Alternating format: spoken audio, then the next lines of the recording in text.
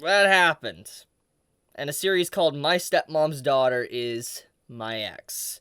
Boy, our main female character is thirsty. But, okay, so the title alone just automatically, if you don't know what you're getting into, clearly, I don't know what else to say. This series definitely is everything that you expect it to be, especially with a title such as My Stepmom's Daughter is My Ex. And I will say that this is quite the watch. I sat down and watched the first 2 episodes that came out. The 3rd episode will be coming out in a few days from now, and it's a decent series. Now, as someone that's kind of like someone that's watched series like this in the past, for instance, like Akisora to Yosuga no Sora to also watching Kiss Sis, I'm very acquainted with kind of just how these storylines go and the certain tropes, etc. around it.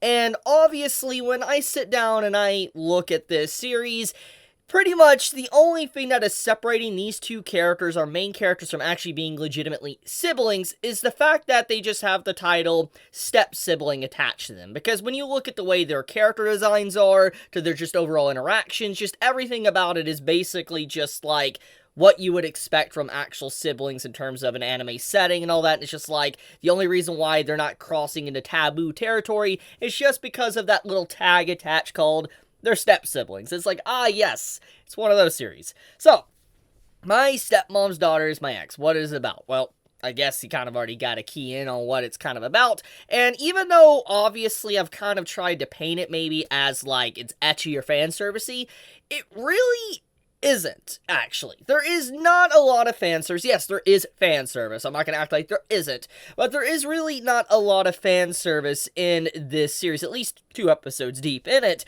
I mean, there is a scene in the first episode with her with a bath towel on and all that, but overall, it's nothing that is just, like, not beyond what you would see from another type of anime, or slice of life anime, etc. It is nothing crazy, nothing special, nothing's like, wow, and all that. But the point is that the series is, in its own way, slightly wholesome in a very weird way, and let me kind of explain. So basically, the story starts off with letting you know that our 2 characters, for instance, our main male and main female character, they at one point in time in middle school, they were in a relationship. They were boyfriend, girlfriend, they had a relationship. We don't know exactly how far it went, but they were in a very deep relationship. Something happened, they separated, and basically they grew far apart, and then obviously we fast forward to the events of episode 1 and episode 2, and they are now technically step-siblings because their parents got married. And so, thanks to fate and how harsh reality can be sometimes,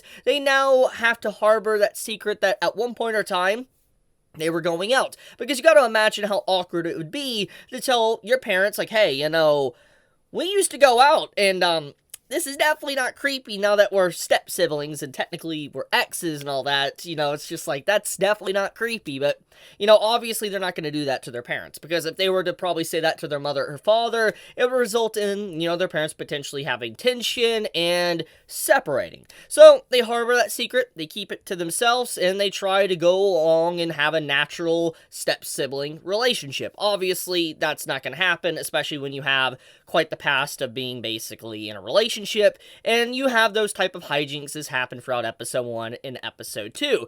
Now, one of the big ongoing plot threads obviously going on is that both siblings are just trying to basically remain normal, trying to act natural in a public setting, and even when they're at home, but obviously it's not working out well. I mean, you even have a segment in the 2nd episode to where our main female character, she's basically, trying to get closer to our MC, and I mean, with the episode preview for the upcoming episode, she literally grabs his boxers and is like, starts sniffing them. So it's like, yes. We know what's going on with her. We know what she wants. She wants her stepbro. So basically, when you take a look at this series, it obviously is trying to do a relationship with the 2 characters, and it's building up towards that, into the unknown or taboo nature of what the series is.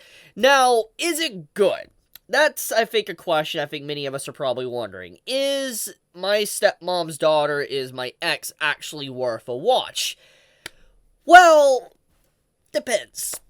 I do think that this is less trashy than, let's say, Vermel and Gold that I reviewed yesterday, I will say. I wouldn't say it's on that level of trashy, but this is a pretty trashy series just because of the overall concept, and obviously if people found out you were watching this series, they'd probably give you a side eye and say you're kind of weird, because it's one of those shows. And now, in terms of everything else, in terms of presentation, who's working on it, apparently Project Number 9 is the studio working on this, and they're a studio that is really known for Moe Blob. They also worked on an anime series, last anime season, that was relatively popular. It's like, the demon or whatever, I have it actually pulled up in front of my screen. It was called Koe wa Sakai. It was basically about this superhero with, like, the main female character that was like a demon or something. It was like a slice-of-life fantasy story or whatever, and I didn't actually watch it. I saw a few clips in the last season, but I heard a lot about it. I did, and it's definitely something I wanted to watch. But apparently they worked on that series,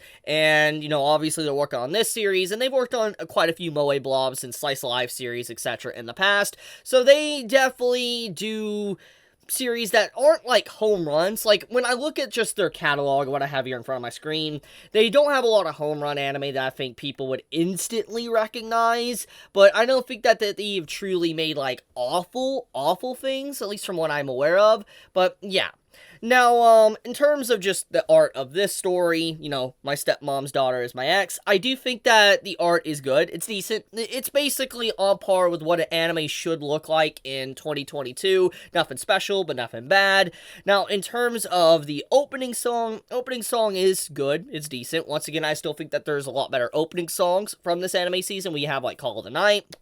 We have Made in Abyss, we have Overlord, we have Sekai Oji-san. There's just so many good opening songs. It's not really fair to compare this series' opening song when there's just so much good this anime season, but I'm still gonna say that it's not my favorite, but it is definitely catchy for the tone of the anime is trying to present.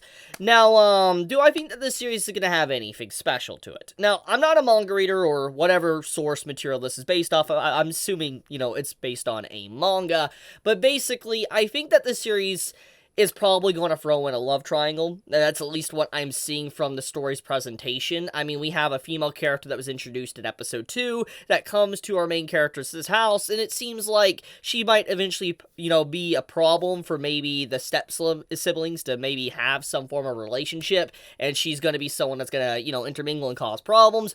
We'll see. I do think that there will probably be a love triangle in the future. Maybe I'm wrong. Maybe the series is just going to go straight for it, because it's clear that the writer of this series is basically trying to play it safe and say they're, step siblings, but we know what they're probably really thinking when they're writing this story, and probably the characters are going to end up together. That's what I'm assuming.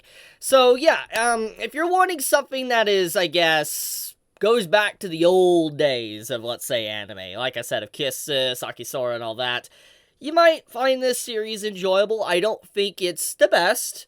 I don't think it's, like, something you should prioritize and watch over anything else from this anime season, but I don't think it's garbage. Like, I don't think it's just straight garbage. So, take it as you will of how you think I feel about the series. I definitely am interested on seeing episode 3, especially with that PV I saw, so I am curious. But, yeah. Thank you so much. You all have a wonderful day or night wherever you live. If you enjoyed this video, please leave me a like. It helps me out a lot. With that, guys, be safe, stay healthy. Chibi out.